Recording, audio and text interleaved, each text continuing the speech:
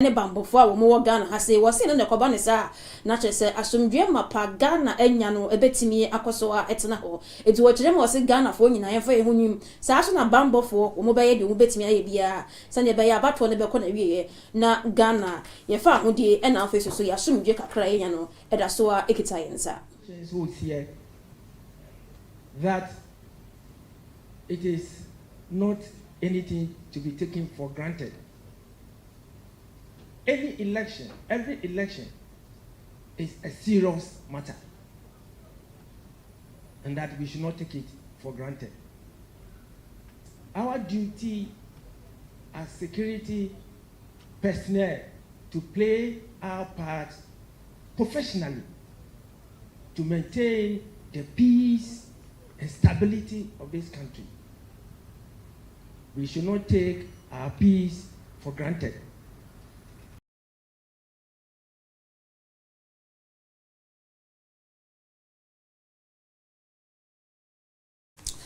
Abusuafo enti wowura Kwame Asua Techi wono eneda Comptroller General ewo Ghana Migration no wono kasawie ya ape na Chief Fire Officer Julius kuno wono so eda Ghana National Service no wo kire ma wo so wono de asema obetimi aka ne se EC for na face so Ghana police for wo mu nyina beka wo mu ho abomu na chese yetimi aye na election no etimi akoso se de be ye bewie no bibia beto din nya de se menteme ho ase bia so ebeba abato na eda yanim no. I want to assure the EC and the Ghana Police Service that we are already in readiness. We have already sent our operational instructions, and apart from the elections, we are aware that we are in a very busy season. We are in the Christmas season. We are in the New Year season, and we don't take anything for granted. Fortunately, we have all our stations in all the districts, and we've ensured that personnel are back from their leaves. No personnel is on leave now because of what we have in hand. So we want to assure you that we are ready to take up any challenge that will come on our way to ensure that there's peaceful election, fire-free. Abusuafo ne krakra ewo district assembly election ebekoso abusumwe ya 19th no Chief of Defense Staff Emma Ghana Armed Forces Vice Admiral Set amwama wono so kasa ya wo kire mse wono de ade ba ko pe enesi nani so said ye be ya asrafo aposifo omo so Ghana ha gina ne ye be boban atoban na chese abato le be ko na wie ye no obi ani hu an ho ebeti enti ne mrantie ne de nyema agu akwan mu pa enti obi ya na adwen se wo de mentime ho ase bi e baba ha se ya nipa no enye ready pa no omo abon ho sanse ne mrantie no so e de be hia nipa kro no pa. From all indications, the next year's election would be a very crucial one, a make or break election, and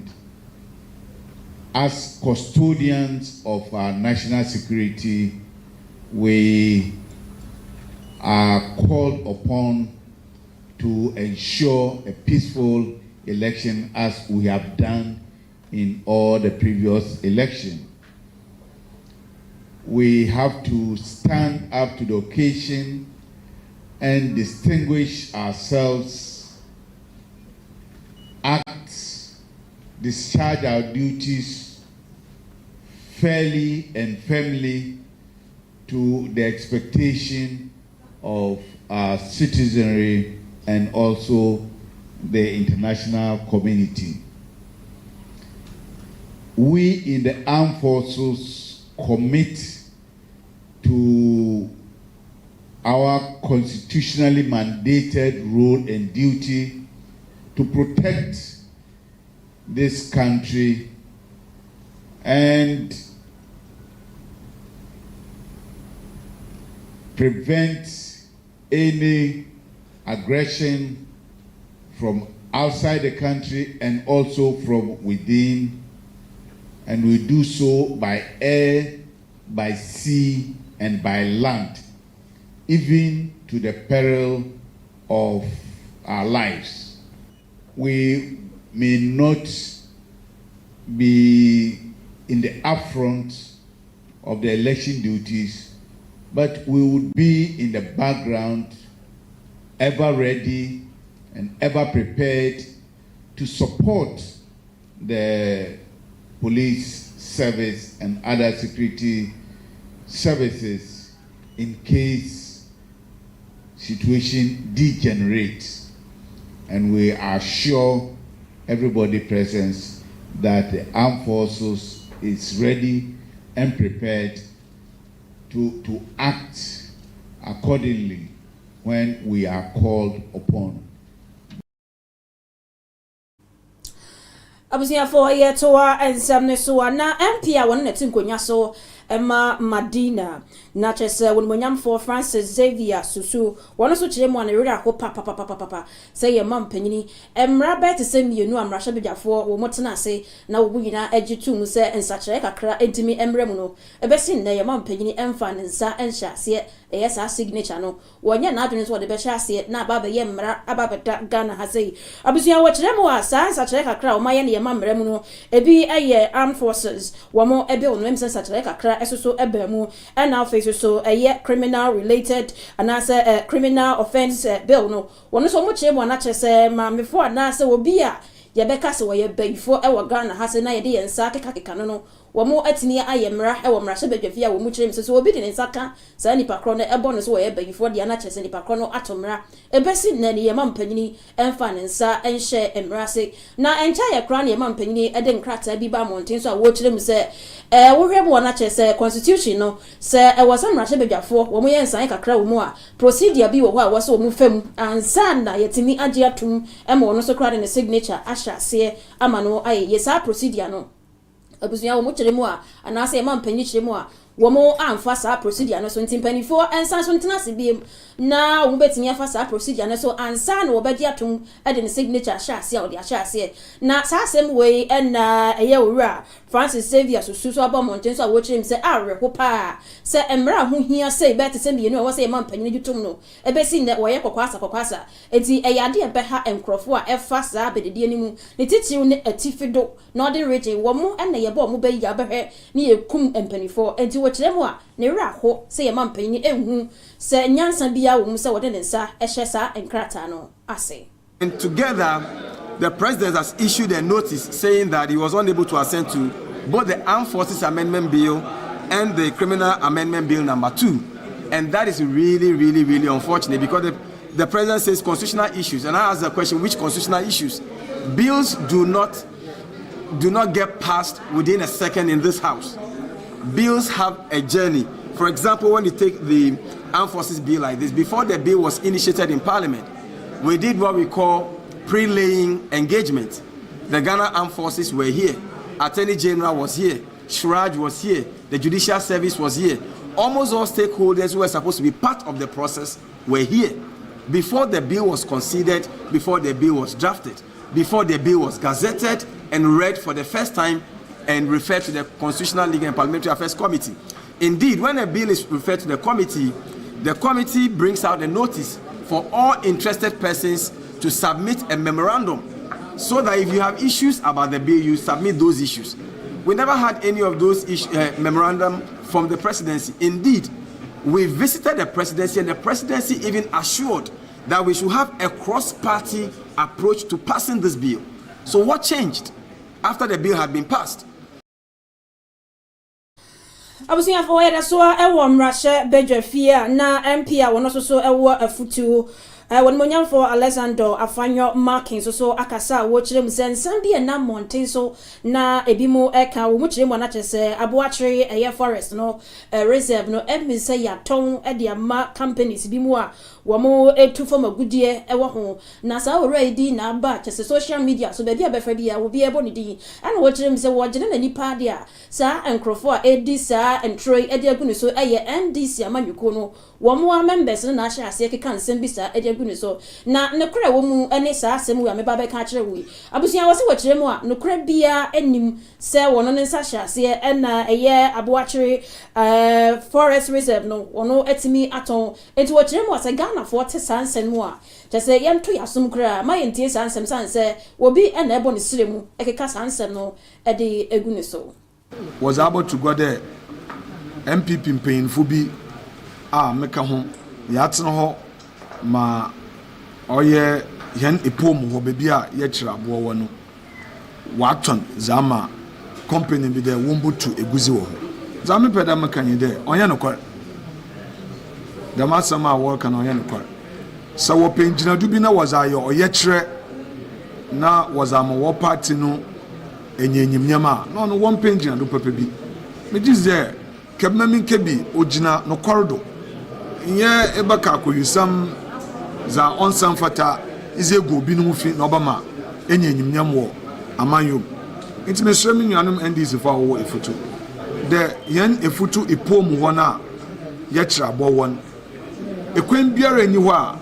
ame kwame na me ye mp ana mce honorable Kasim Zuberu ana mpanyinfo bi ba ma ho kwan ma waton in fact Mineral Commission Chief Executive about to go there. A one woman one tonne. Wolumbotu eguzi bia wo and ore makwan so na bibi da mensi. Inti me sremi nyanu men dis for there. Woman no kwar nye adwuma na won jai there. Wo baye oye kire bia wa wonyim da onyin jina do. Da maze no oze basa no oze ba omanu.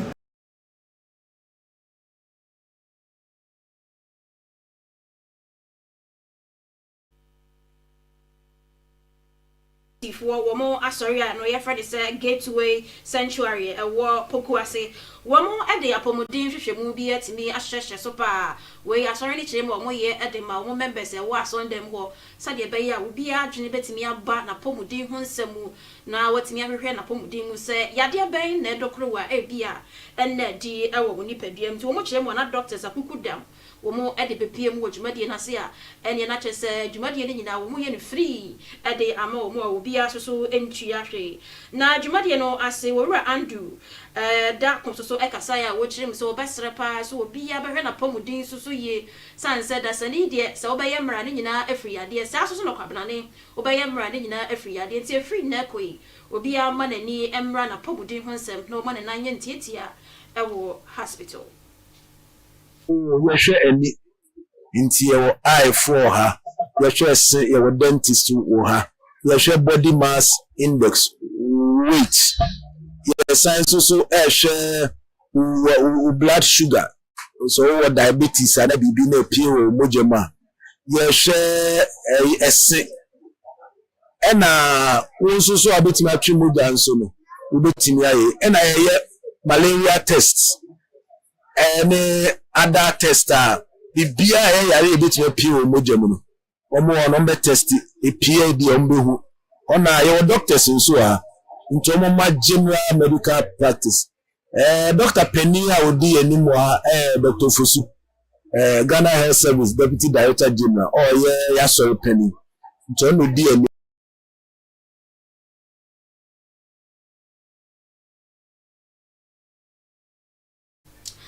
abusia Dr. Kukudam ekopie mo ewo dwumadie no ase Dr. Fosu wono so ekasaya wono asoso eyepanikese a wada asori a yefrend se ICGC ano ewo Pokuase wo kirema wase asori pa de se wohwemu a deputy a wo mo etimi ye ene se ehonhom na yete ye mu no wo mo etimi siesie ni yie emaye na wo kirema wase nipadua no so no enum na honhom no etimi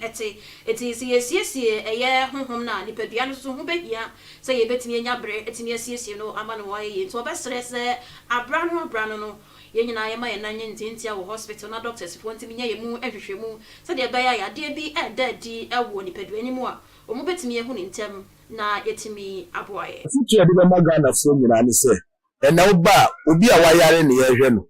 na wo a wonso ahoden wo hon enye ne ma ebe mo wayare nti hwe wodidi mu yie wonsuo no mu yie na hwe wonantie nso yie na ene ma etimi kum nipa eyo nipa na yare no wewu ene de wanyi na wewu de toso ne nsa ye obi a wanya accident ewu oba yare de obi a wontimi enya na obetima ye hu bibi wo hwe didi mu a obetima esi ho kwan se ba mpofiri mu pa de ye nso be boa mo ehu wo benyi ewu de bia benyi ewu na accident de so ya hwe yi na nante anajo nkukọ ba bia ewo hi a Christmas ibe obetima bo ho ba ewe ma afefufu a ye ewe mi so wetimi ewe ntemi na futu e de be ma nkofo nipa duane your soul, spirit, and body. So even as we preach the word of God to them, we are talking about the soul and the spirit. So the physical side, and the medical care. And you know, non-communicable diseases are quite common. So like diabetes, hypertension, and those eye conditions, and so that we decide to contribute in that regard. So we screen people for these conditions. Into the nature say, or now only will be, then we'll refer them to hospitals for them to get to be taken care of. But then we are also doctors who want to share other diseases. And if you have malaria, you will be treated here with new the best show. In terms of say, kakra meka BBI free, and then you need damakra. Adofo ne sorry so I contribute here. Yes, everybody to be in case you and then we be high school, eye doctor, my or by high school, dental for those who are dental school. We are screening for diabetes and screening for hepatitis C, diabetes. You're screening also for your friend is saying or eye screening. So, and our dental caries as well. And and you should be my body mass index, your nutrition is as a CBA. We are dietary advisor, which is a tool for our dietary. And then we say basically there. Yes, started actually almost like 10 more than 10 years. Yes, I do. Every year, the first Friday, Farmers Day, there be you this you may I say, I say, yes, so giving back to the community in which we are. So it's not really about preaching the word to them, but taking care of them also.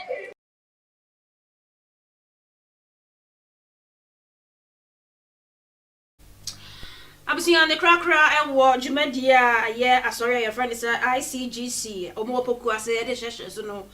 wowura David ye abotaite so ekasaya wo kire mu se djumadie no obia ni ho a wo tua pin kra ne nyina asori na afa ho eka nti obesere se obi bia wo fie bia so emfa no ho emefa mu bi se de be ya wapamodin hu se no doctors for ebehwe wo free. This is what we do every year. Medical outreach for the community. Everybody come with your problems. Any problem that you have, come and then it will be handled here. We have medical personnel. Whatever your situation, it's free. Come, get tested. Know your, how do you call it? Your state, your medical state. And if you are supposed to be referred, you'll be referred. But when you are tested and there is any problem with you, they have medicines, different kinds of drugs to give to you. So wherever you are, come. It's free.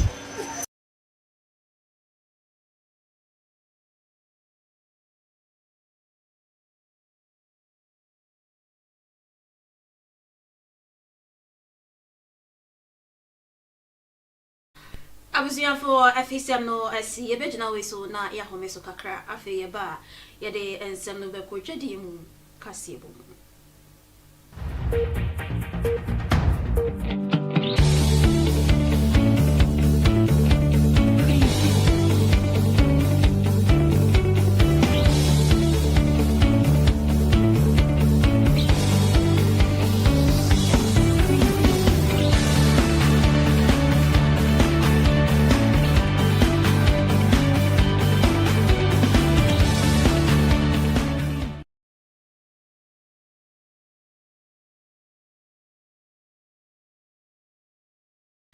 Abusia for yam fansem no konkowie mu ewo dwedie mu kasebo mu a na Bank of Ghana governor Owura Ernest Addison so akasa wo kire mu se Ghana for ewo aseda bia yam fama Bank of Ghana empanifo ewo ntoto ye a wo mu etimi eye ne titiri ne se covid no eba ye ne se wasi ahokire ba wiase so no na enye asaketwa eno so kra de ahokire ebre Ghana ye man pani a wono eti nkonya so na Akufo Addo temi so na ni abri pa enti samre no ene wo mo Bank of Ghana ho no ayo mo adwene se emre aso se wo so mutimi so aban no asene na akohoma bokakra obi wo hokra mpa na chese wontimi nko achuma e ma no nye yi nam se COVID-19 na nso kra na wo start aban no koso etua ni pakronika na ni pakro no so nsa etimi kona no e ma no eyeye enti wo kiremu a ene na chese wo mo eboa aban ni papa e ma Ghana economy ni so kra timi gira na nice wa kakra na busuafo sankomobo we nyina no na wo kiremu a encha ye kra ha October ya sa afi na Ghana fo bi epegya wo ho na no wo kire mo se eye NDC fo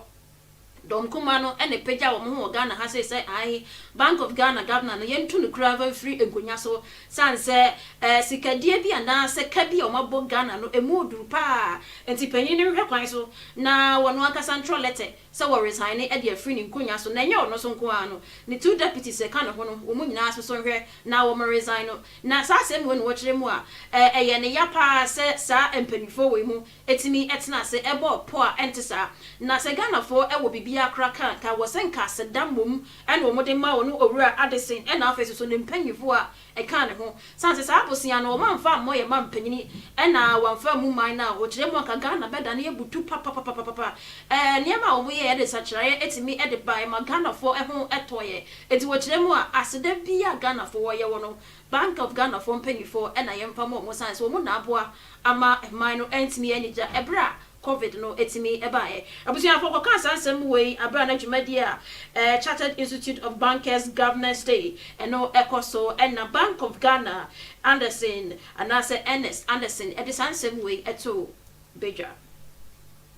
abusia for aha ne de nsem nyina de besi ede amawo na ya makwan ma Emmanuel Capito ede agoprama munsem no ede abanansa ne be sorry so ne fa aseda ne nyina mfa ma ya boafo Royal Health Clinic was ya pomodin ehu hia pa na no pe woda sorry e wo baabi edodo a fo ani kyeremu ewo Abeka La Paz post office wa na yensa we ade e ma ho ento e fra me asanto a Juliet me sorry so Emmanuel Capito e dia agoprama munsem no etwai so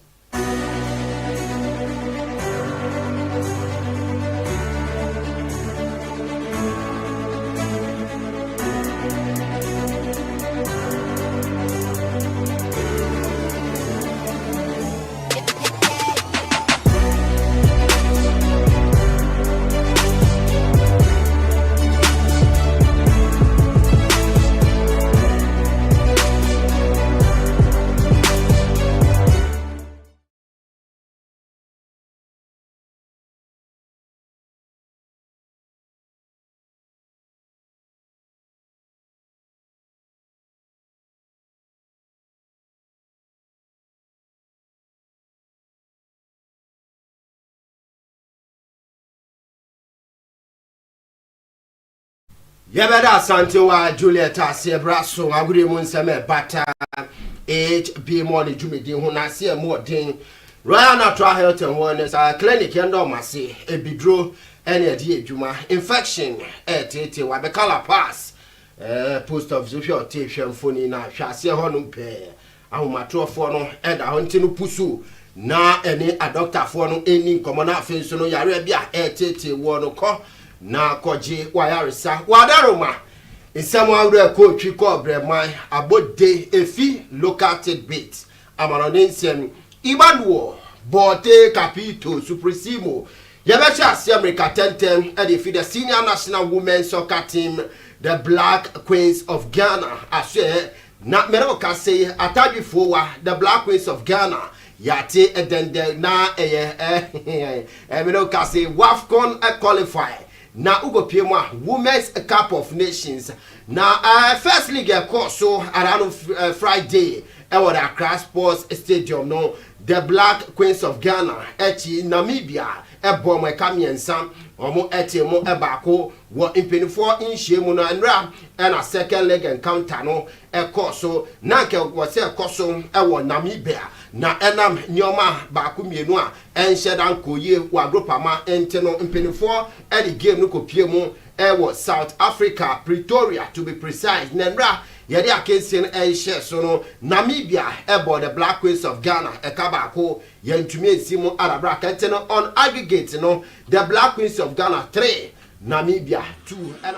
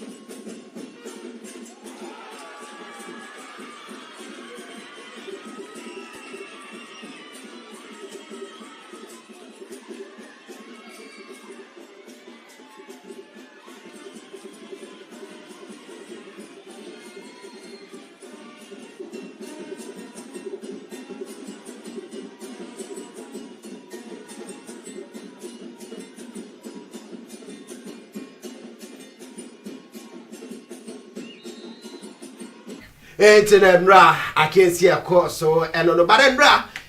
game no corner, we no head coach, Emma the Black Queens of Ghana, Mami Nora Hapto, Ekasai, F5, Mariano Modimbo, and I feel so WAF corner 2024. Yeah, Quacoche, Bob Brasilia Hunsem, Isifatia, and Woman. I think we had a pretty good start in the game,